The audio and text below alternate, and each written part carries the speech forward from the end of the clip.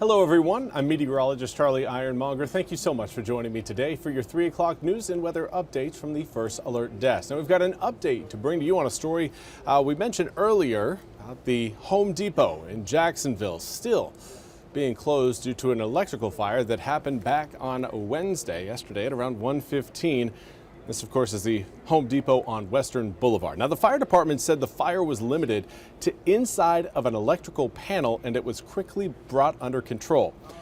Deputy Chief Sean Hayes says the fire started with an electrical issue in that service panel. Now, the store is now expected to open tomorrow morning at 6 a.m. Again, after about just over 24 hours shut down. I also want to highlight again the ongoing trade war between U.S. and now this time Brazil, as President Donald Trump that is expected to tack on a 50% tariff onto all incoming imports from the South American country. NBC's Garrett Hake has more. This morning, a major escalation in President Trump's global trade war, with the president releasing a letter announcing a 50% tariff on imports from Brazil starting August 1st. Mr. Trump specifically pointing to the ongoing prosecution of one of his longtime allies, Brazil's former president Jair Bolsonaro. A show of support for the far-right politician who's been barred for running for office in Brazil this decade and is facing charges for an alleged coup to overturn his 2022 election loss, which he denies. The president calling Bolsonaro's trial before the Brazilian Supreme Court, quote, a witch hunt that should end immediately, echoing his own defense against accusations he tried to overturn his 2020 election loss to Joe Biden. It's a political witch hunt. The president previewing the moves yesterday at the White House. Brazil, as an example, has been not good to us, not good at all. It's the first time the president has explicitly imposed a steep tariff to punish another country for a legal proceeding he dislikes. A tax on Brazilian imports could impact grocery prices in the U.S. Around a third of the coffee Americans drink and more than half of the orange juice sold here comes from Brazil, according to Reuters. Brazil's president saying in a statement the country would respond and, quote, will not accept being abused by anyone. President Trump also sending letters to 7 other countries, none of them major U.S. trading partners, explaining how those new tariffs were calculated.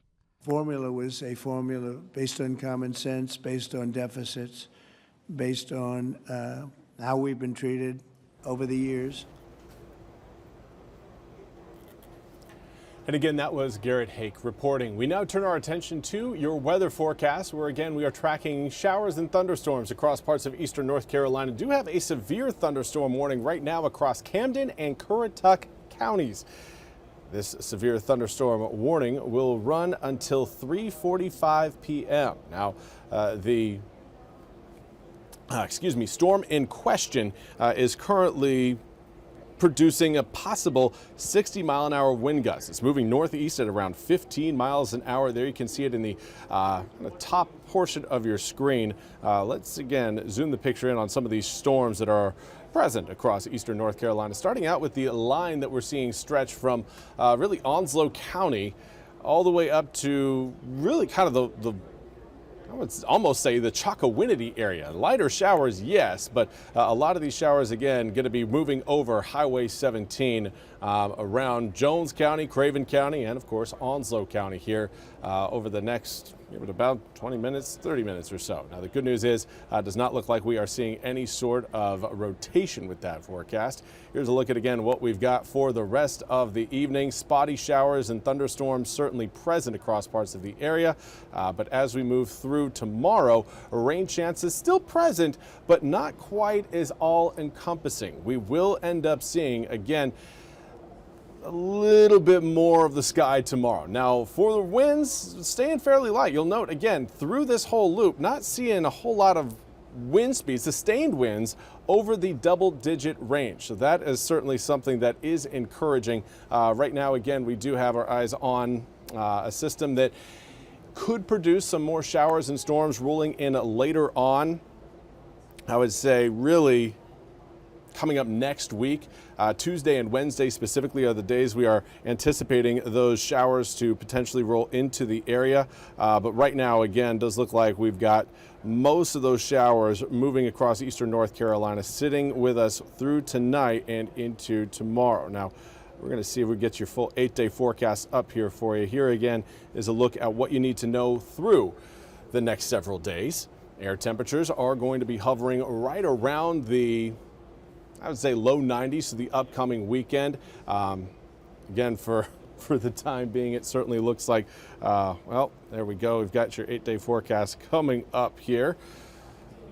91 for Saturday, 90 on Sunday, and then holding in the low 90s through Monday and Tuesday before that secondary round of rain, that second cold front comes into the east, potentially late Tuesday into early Wednesday. It's not going to drop humidity much, but it will have an impact, at least a little impact. You may not notice it, you probably won't notice it, but a little bit that helps is certainly encouraged.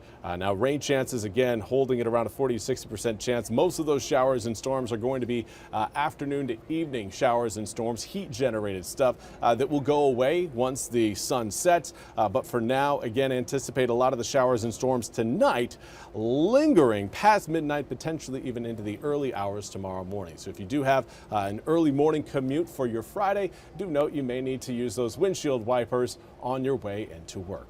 Well, that's all we have time for today's 3 p.m. news and weather update from the First Alert Desk. I want to thank you all so much for joining me.